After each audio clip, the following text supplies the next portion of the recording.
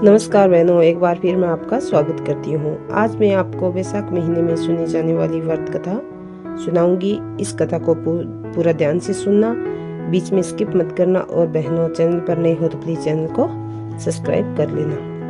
एक पति पत्नी थे, वो लकड़ियों के गट्ठे बेचकर पेट भरते थे।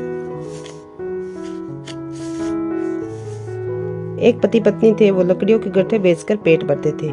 सब लोग वैशाख स्नान करने लगे तो उसकी पत्नी ने भी वैशाख स्नान करना शुरू कर दिया।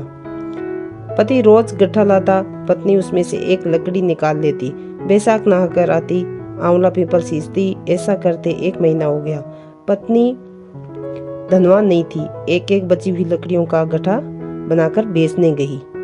भगवान का नाम लिया, लकड़ियां चंदन में बदल गई। राजा के महल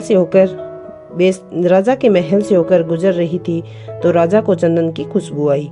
राजा ने पूछवाया कि लकड़ियों की कीमत क्या है, तो वो बोली, जितना आप चाहे दे, पर मुझे 5 ब्राह्मणों को भोजन करवाना है, उनको भोजन करवाओ, इतना सामान आना चाहिए।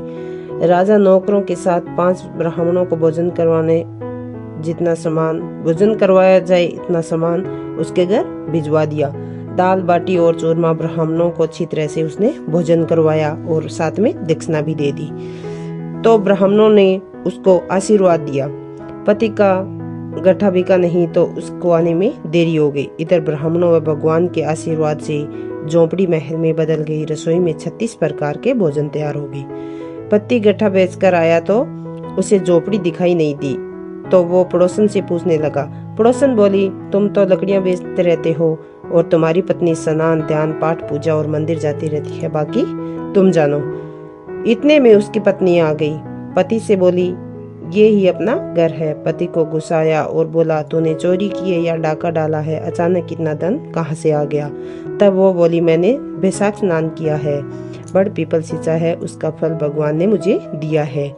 ब्राह्मणों को भोजन करवाया है। रोज आपके गट्ठे में से रोज एक लकड़ी निकाल कर मैंने एक गट्ठा बनाया था। वो लकड़ियां भगवान की कृपा से चंदन की हो गई। बेचने गई तो राजा ने गट्ठा मांगा। मैंने राजा से सूखा सामान मांगा, जिससे ब्राह्मणों को भोजन करवा दिया और दक्षिणा दे दी। ब्राह्मणों ने आशीर्वाद दिया, उसका फल भगवान ने हमें दिया। तब पति को तसल्ली आई। दोनों पति पत्नी ने साथ भोजन किया, महलों में वास किया। हे भगवान, जैसे उन पति पत्नी के भंडार भरे वैसे सबके भरना, खोटी की खरी और अधूरी की पूरी करना। अगर बहनों कथा आपको अच्छी लगी है तो प्लीज चैनल को लाइक एंड सब्सक्राइब जरूर कर देना।